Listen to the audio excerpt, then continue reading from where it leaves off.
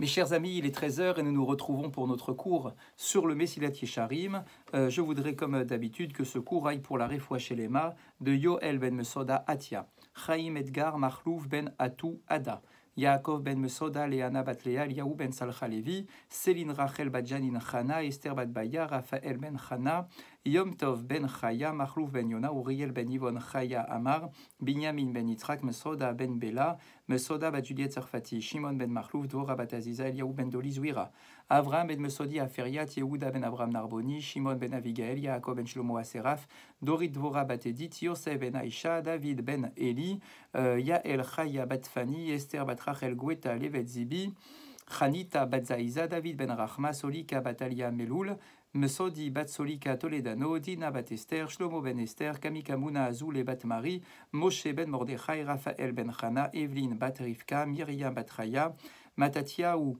ben Brendel, Denise bat Olga, Eliaou ben Marcel Maïssa, David ben Zora Wanonou, Avraham ben Sultana ben Amou et son épouse Mesoda, Dora Tamar bat Madeleine, Michael Dadoun, Shimon ben Saada, Hanna bat Alia, Shlomo, Serge, Moshe, Tibi, Maurice Ménaché, Jacqueline Esther, Yael Batrivka, Esabat Shifra, Do ben Esther, Shlomo ben Myriam, Yael, Yoel ben Mesoda, le Dayan Yateboul, Saadia ben Esther, Eliaou ben Zarecha, Thierry Shlomo ben Liliane Fortuné, Rachma, Ruth bat Lisette Esther, David ben Chana, Laurent Korchia, Yehuda ben Simon, Chaim Dov ben Victoria, Shalom Chaim ben Myriam. Je suis un peu heureux parce que depuis ces quelques jours, j'ai eu l'occasion de retirer quelques noms de cette liste parce que Baruch Hashem, certaines personnes étaient rentrées chez elles en bonne santé. Donc Baruch Hashem, nos prières continuent. Je vous rappelle que vous pouvez toujours vous associer à la lecture de Tehilim que nous avons au sein de la communauté et dont vous trouvez le lien au-dessus de notre vidéo. Donc n'hésitez pas à vous associer également. Que ce cours a également pour l'élévation de la Neshama de Nissim ben Laetitia Azogi, Chaim Yaakov ben Esther Lydia Isti, Shalom ben Yehuda Ganem, Meir Chai ben Abraham Cohen, Zora Georgette bat Esther, Félix Adani ben Emma Simcha, Yosef ben Chana Flak, Marcel Mesod ben Simi, Zouira Rose bat Simcha, Yehuda ben Penina, Eli ben Chana ben Shimoun, Yosef ben Shalom, Aaron ben Solika, Nina bat Kati Matzlia Rebet Politil et Arifka bat Rachel, Henri Aaron ben Raphaël Matatia, Chai Victor ben Yakuta, Roger Chai Barou ben Avraham Koskas, Yehuda Baralia, Avraham ben David ve Esther, Pinchas ben Shemuel a Cohen, Mesrod ben Mimoun veJoar, Yitzhak Cohen ben Rachel, Rav Reuven Mesrod ben Esther Chamou, Yosef ben Esther Tebol, Mordechai ben Chana Asoulin, Claudine Ramsa Michal bat Simcha, Arlet bat Lea Samama, Yolan Nejma Alimi, Shlomo ben David Aseraf, Shalom ben Yosef, Yitzhak ben Lezer, André Allegria bat Julia Biton, Henri Chaim ben Simcha Perez, Simone Perez, Rivka bat Eli, Eliaou ben Marlouf Cohen Saban, Simi bat Sete, Sarah Rosette bat Dona, Myriam Batalia et Rabbi Eliaou Lashkar. Nous reprenons donc notre raisonnement autour de ce célèbre livre qui est le Mesilat Yesharim. On avait terminé hier en plein cœur d'un verset. Le verset de la Torah nous dit qu'Akadosh Baruch Hu, c'est Moshe qui s'adresse aux enfants d'Israël, Akadosh Baruch Hu attend de son peuple quelques points en particulier. Et les voici, la crainte, premier point. Deuxième point, Ha'alicha bidrachav, le fait de marcher sur les voies d'Akadosh Baruch Hu. Troisième point, l'amour. Quatrième point, shlemut alev, c'est-à-dire la perfection du cœur. Et cinquième point, shmirat ha-mitzvot, le respect des mitzvot. Et on a commencé donc à décortiquer ce verset et les différents points en nous disant: la crainte dont on parle dans la Torah, ce n'est absolument pas la crainte de recevoir un coup parce que je ne respecte pas la volonté de Dieu, pas du tout. Certainement pas, ça c'est le premier degré de crainte, mais qui est vraiment trop basique. On parle plutôt d'une crainte révérentielle vis-à-vis d'Akadosh Baruch Hu, vis-à-vis de la splendeur d'Hachem, c'est-à-dire que lorsque je réfléchis au monde, je me dis qu'Akadosh Baruch Hu est tellement puissant, que c'est lui qui a tout créé, que c'est lui qui tient ma vie entre ses mains, etc., que je suis tout simplement impressionné, comme si je voyais un roi devant moi, avec tous les apparats, avec sa tenue particulière, avec son char, avec ses chevaux, avec ses gardiens, etc. D'accord, donc c'est qu'est-ce qu'on nous appelons dans ce verset la crainte d'Akadosh Baruch Hu. Le deuxième point, Ha'alicha bidrachav, le fait de marcher sur ses voies, qu'est-ce que ça signifie? Eh bien, on nous a dit de la même façon que Dieu est miséricorde, toi tu dois être miséricorde, c'est-à-dire qu'on doit travailler sur nos traits de caractère, de bien savoir que nos traits de caractère sont innés, c'est vrai, nous avons tous des sensibilités différentes, ça c'est certain, la Torah l'admet facilement, mais malgré nos natures, nous avons un devoir de travailler sur nos traits de caractère, de nous affiner et de développer notre personnalité à travers nos qualités premières pour pouvoir nous rapprocher d'Akadosh Baruch Hu. L'amour dont on parle, c'est l'amour qui doit être fixé dans notre cœur en permanence, c'est-à-dire que je dois m'en souvenir en permanence et que de la même façon que lorsque je ressens de l'amour à l'égard de mon père ou de ma mère, je dois réaliser leur volonté, que je dois tout faire pour réaliser leur volonté, pas parce que j'ai peur d'eux, mais parce que je les aime et que ça me fait plaisir de réaliser leur volonté et que si jamais je n'y arrive pas, je dois ressentir de la peine, je dois avoir le cœur brisé à cause de cela. Ça, c'est vis-à-vis de nos parents. Et bien, de la même façon, vis-à-vis d'Akadosh Baruch Hu, je dois réaliser sa volonté, pas simplement parce que c'est une obligation divine, mais parce que je dois ressentir une proximité avec lui qui me pousse à réaliser sa volonté avec un grand plaisir. Et que si jamais je ne le fais pas, je n'ai pas peur de la punition, mais tout simplement, j'ai le cœur brisé de ne pas avoir pu honorer celui que j'aime au plus profond de moi-même. Le shlemut halev, qu'est-ce que la shlemut halev? La perfection du cœur. Alors nous étions arrêtés là hier, donc on reprend maintenant dans le texte. Shlemut halev, la perfection du cœur, j'étais à avoda lefanav yitbarach betohar hakavana. Servir Hachem avec une pureté dans notre intention. Dehainu, les tachlit avodato bilvad elo leshum penia acheret. C'est servir Dieu uniquement pour le servir, sans rien prendre en considération en dehors de son service. C'est-à-dire, je ne prends pas en compte ni la récompense que je peux avoir, ni le fait de me dire, bah tiens, si je sers Dieu, comme ça peut être écrit dans certains passages de la Torah, ou en tout cas compris dans certains passages de la Torah, ça va m'assurer d'avoir une bonne santé, d'avoir une bonne parnassa, d'avoir tel et tel brachot. On nous dit, non, non, non, tu dois servir Hachem, betohar, à Kavana, avec une pureté d'intention, une sincérité dans notre façon de le servir. Venirlal basé chez Yeshalem baravoda, donc je dois être complet dans mon service. Velo kefoseya chalchte aseifim okeose mitzvat anashim elumada, donc c'est de ne pas faire les choses simplement par habitude, dans la routine. Et ça, effectivement, c'est un écueil énorme dans la Torah, notamment à travers les mitzvot que l'on fait à plusieurs reprises par jour ou à plusieurs reprises dans la semaine. Vous comprenez bien que, par exemple, pour la tfila, la prière quotidienne, lorsque je fais ma Hamida une fois par jour, alors je peux me dire, bon, ça va, je suis à peu près concentré sur ce que je dois faire. Mais quand cette même Hamida, je la récite 3 fois par jour, et que tous les jours, je recommence la même Hamida 3 fois par jour, à l'exception du Shabbat, d'accord, où il y a une Hamida particulière, mais de se dire, je ne dois pas faire les choses pas de manière routinière. Quand je me lève le matin, je mets mes tfilines, ou quand je me lève le matin, je fais ma tfila, quand le Shabbat arrive, j'allume mes nerot, etc., etc. De faire les choses avec un plaisir sans cesse renouvelé.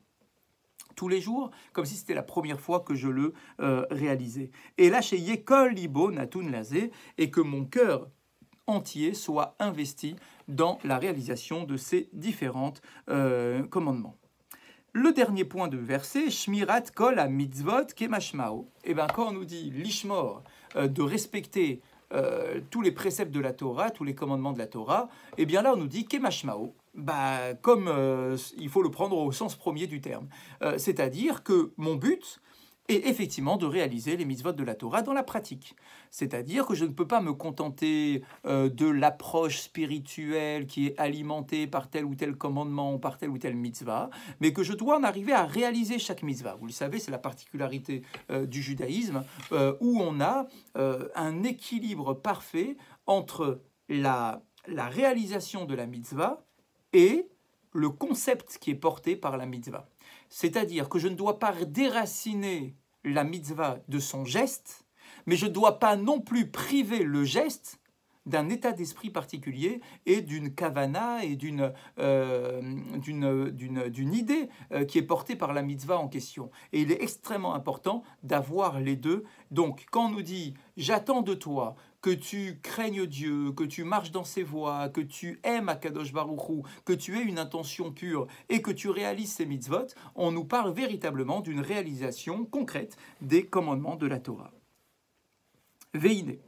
Kol ele klalim tzrichim perush gadol. Il faut bien comprendre que tous ces points-là que nous avons abordés en quelques mots, en quelques phrases, eh bien, nécessiteraient normalement une explication profonde. ומצאתי לחכמינו זיכרונם לברכה, שקלו החלקים האלה בסדר וחילוק אחר, יותר פרטי ומסודר לפי ההדרגה. Et il nous dit, j'ai trouvé, donc c'est le Ramchal qui parle, on est toujours dans son introduction, on termine l'introduction, j'ai trouvé dans les écrits de nos chachamim une présentation qui nous permettra d'atteindre ces 4 points du verset de la Torah que nous venons d'aborder. J'ai trouvé une présentation encore plus détaillée. C'est-à-dire que, effectivement, quand on me parle de crainte, d'amour, etc., ça y est, j'arrive à comprendre de quoi il s'agit. Mais comment faire pour atteindre ces différents points? Eh bien, le Ramchal nous dit, j'ai trouvé donc chez nos chachamim un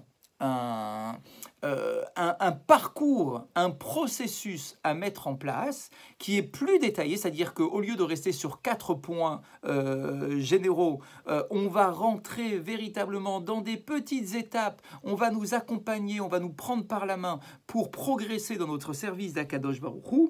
Ve'u ma she'amru be'baraita. Et où est-ce qu'il a trouvé ce petit processus qui doit être mis en place? Eh bien, il nous dit dans une braïta, dans un enseignement de nos maîtres de la Mishnah, où on nous dit, rapporté à plusieurs endroits dans la Gemara, notamment dans le traité de Avodah Zara, Ze Leshono. Voilà l'enseignement.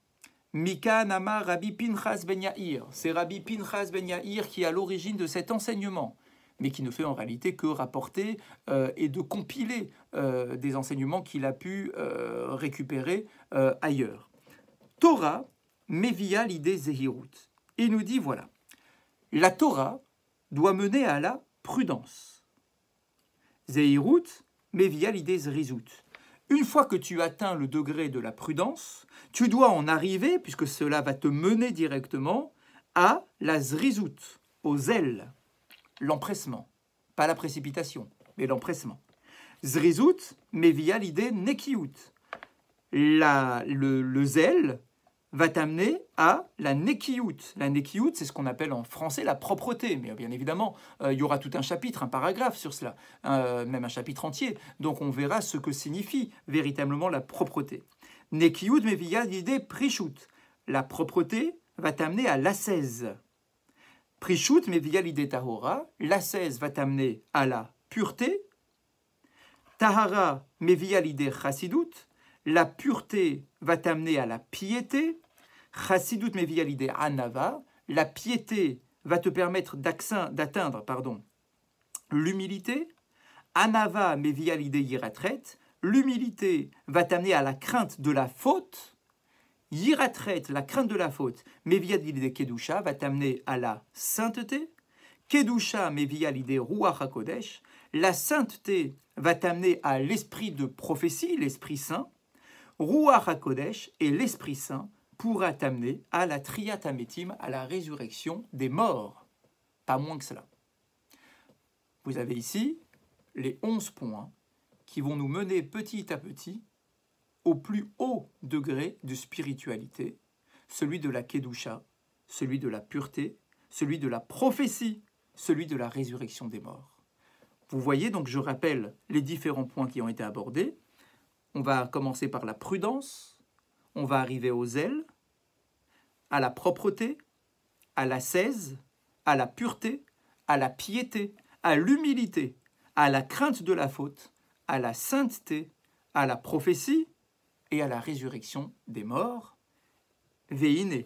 Alpi abraïta azot iskamti lecha bechiburizé. Et voilà maintenant, ça y est, nous y sommes. Nous allons bientôt rentrer dans le début du livre du Mesilat Yesharim, puisqu'il nous dit, moi, Ramchal, j'ai décidé d'écrire ce livre en me construisant, en le construisant, autour de cette braïta, ou la skir la acherim, tanaïa avoda ashlema, les magadotehem, pour transmettre autour de moi, pour transmettre aux gens, pour transmettre aux membres du peuple d'Israël, le fameux processus à suivre pour progresser dans l'esprit de la Kedusha. Vavaer bechol echan mehem inyanav vachalakav o pratav. Et je vais maintenant m'empresser, m'activer à détailler chaque partie, chaque détail. Haderer liknot oto, comment faire pour en faire l'acquisition, ou ma'em mafsidav, et quels sont les obstacles de ces différents points, Haderer lishamer mehem, et comment faire pour éviter les différents obstacles.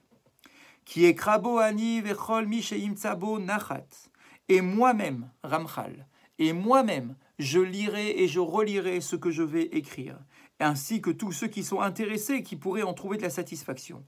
Lema nilma leyira et Hashem Elokenu, afin que nous apprenions tous à craindre notre Dieu, velo tishachach mimenu chovotenu lefanav, et qu'on n'oublie jamais nos obligations vis-à-vis d'Akadosh Baruch Hu.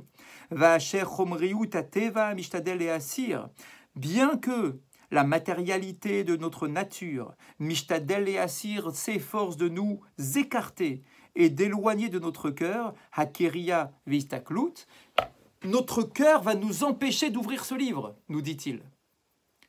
On va voir un Yetzer Hara terrible, que l'on va justifier en disant « Mais non, mais c'est pas très intéressant, c'est pas passionnant, c'est pas comme une page de Gemara ou une page d'Alacha. » Ya'ale al zichronenu. Et il faudra sans cesse faire monter à notre esprit. Ve'irenu ela metzuve alenu, de ne jamais oublier que nous en avons le devoir. C'est une obligation de progresser dans le service divin, et donc on ne peut pas s'en détacher. Vachem yeh besichlenu veishmor raglenu milached, qu'Akadosh Baruch Hu puisse nous soutenir et nous empêcher de trébucher dans ce travail, veitkayem banu bakashat hameshorer ahav leloav, et qu'il puisse mettre en pratique la demande de David Améler dans les Teilim, Horeni Hashem darkecha. S'il te plaît, Dieu, enseigne-moi les différentes voies dans lesquelles tu chemines. Je veux marcher dans ta vérité. Unifie mon cœur afin de craindre ton nom. Amen. Ken Yehi Ratzon. Voilà comment est-ce qu'il termine son introduction. Et sans plus perdre de temps, nous commençons directement par le Perek Rishon, par le premier chapitre. Premier chapitre qui nous dit Beveur klal chovat ha'adam ba'olamo, qui nous explique l'engagement de l'homme, de chacun d'entre nous, dans ce monde-ci. Et voilà comment est-ce qu'il commence. Yesod ha'chasidut, voici le fondement de la piété. Veshoresh ha'avoda atmima, et l'origine, la racine d'un service parfait d'Akadosh Baruch Hu. Nous devons avoir clairement défini dans notre esprit, en permanence, Ma chovato be'olamo, quelle est notre obligation dans ce monde? Quels sont nos devoirs que nous devons réaliser sur cette terre? Ulma tsarir sheyasim bato umagamato bechol asher hu amel kol yemei chayav. Et ce vers quoi est-ce que nous devons orienter tous nos efforts en permanence et au quotidien? Cette phrase est véritablement une phrase qui vient nous inculquer un principe fondamental qui doit rester gravé dans notre esprit en permanence. Quelle est ma mission sur Terre? Si nous nous posons cette question en permanence, nous arriverons à évoluer et à avancer dans notre service d'Hachem. De comprendre qu'on ne peut pas imaginer que Dieu nous ait créés, qu'il nous ait placés sur cette terre, sans rien attendre de notre présence sur cette terre. Nous avons des missions à réaliser. Et je dois me poser la question, quelle est ma mission? Quelle est ma particularité? Reprenez toujours cette image d'un orchestre. Un orchestre, 120 personnes qui jouent des instruments. Chacun doit assumer et assurer sa partition. Si je ne joue pas ma partition, c'est l'ensemble de l'orchestre qui est manquant. Et je ne peux pas non plus jouer la partition de mon voisin parce que cela ne me correspond pas. Ma chovato beolamo, quelle est ma mission sur cette terre? Quels sont mes devoirs sur cette terre en tant qu'être créé par Akadosh Baruch Hu? Si j'émane d'une volonté, puisque Dieu a la volonté de me créer, si j'émane d'une volonté, c'est que je dois assumer un rôle sur cette terre. Veine mashehurenu chachamenu zichronam livrachahu. Chez Adam lo nivra ela litaneg al Hashem. En réalité, l'homme n'a été créé que pour se délecter en permanence de Dieu, ou la hanot miziv shechinato, et de jouir de sa splendeur, chez Amiti. C'est ça la véritable délectation qui existe sur terre. Rien d'autre. Toi, tu penses que passer un bon moment au bord de la mer, c'est ça la plus grande délectation qui puisse exister? Eh bien, on nous rappelle ici à nos obligations. Si tu as été créé, c'est que tu as une neshama. Cette neshama émane volontairement d'une décision d'Akadosh Baruch Hu. Donc, cette neshama n'aspire qu'à une seule chose, à se délecter de la présence d'Hachem. Et uniquement, c'est la véritable délectation de notre vie. C'est la plus grande délectation qui puisse exister parmi toutes les délectations que toi tu penses connaître sur cette terre. Alors effectivement, cette délectation pour jouir de la lueur d'Akadosh Baruch Hu, eh bien cette délectation ne peut se réaliser, ne peut être ressentie que dans le monde futur et pas dans ce monde-ci, puisque le lien avec Akadosh Baruch Hu est difficile sur cette terre, parce que la matérialité forme un écran de séparation. Et sache que puisque c'est ton rôle, puisque c'est ta mission, tu as été créé avec un potentiel qui puisse te permettre d'arriver et d'atteindre cet objectif.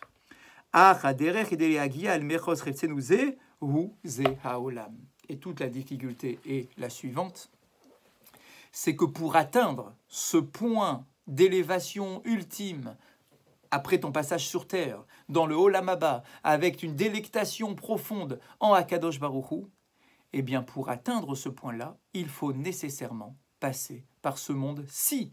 Ça veut dire que le monde matériel est le seul et unique tremplin qui puisse me permettre d'atteindre un niveau de spiritualité. Vehu mashamru zichronam livracha, haolam hazeh domeh leprosdor lifnei haolam haba. C'est ce que nous disent nos maîtres dans les Pirkei Avot, que ce monde ressemble à un portique, à un couloir qui te permet d'accéder au monde futur. והאמצעים המגיעים את האדם לתכלית הזה הם המצוות, אשר ציוונו עליהם האל יתברך שמו, ומקום עשיית המצוות הוא רק העולם הזה.